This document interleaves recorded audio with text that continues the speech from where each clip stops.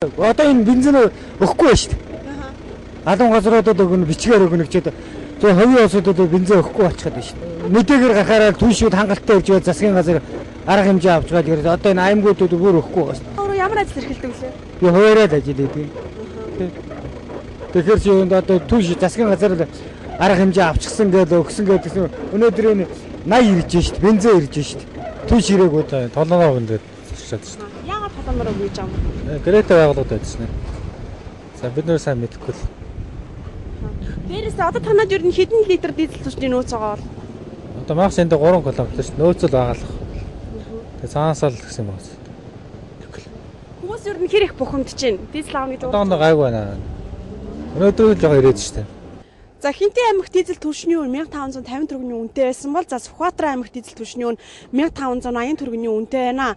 За Хинтээ болоо Сүхбаатар аймагуудад одоо холын сумдууд нь ирж Йонксоор нь бол дизель түвшиг нөөцөлж одоо авч байна. Яагаад гэх юм бол нэгдүгээр колонк байхгүй гэсэн шалтгааныг тайлбарлаж байна. Хоёрдугаар хэрвээ дизель дуусчих юм бол сумын одоо хид хідэн үйл ажиллагаа зогсож байгаа учраас бид нэр ингэж нөөцөлж байна гэж хэлж байгаамаа.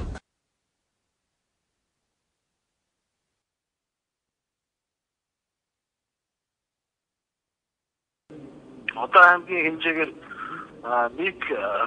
нэг станцаас өөр газруудад ерөнхийдөө төлөвлөлийн түвш дууссан байна. Дизелийн нэг болох төр өөрийнхөө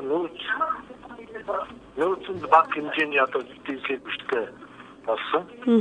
Одоо тэрийг аваад үлдсэн өөр бол одоо хөлтөөлөх дизелийн түвш бол хамс ийм байдалтай болчихсон байна. Тэгээд тариалангийн гол одоо буян гавд эрдэнэ өрөн мянгат гэсэн сумуудаас бол асуудал их орж ирж байна. Гадар тариалангийнхаа хүмүүстэй бол дизель түвшээ бид нэр хуваарын дагуу өгч байгаа.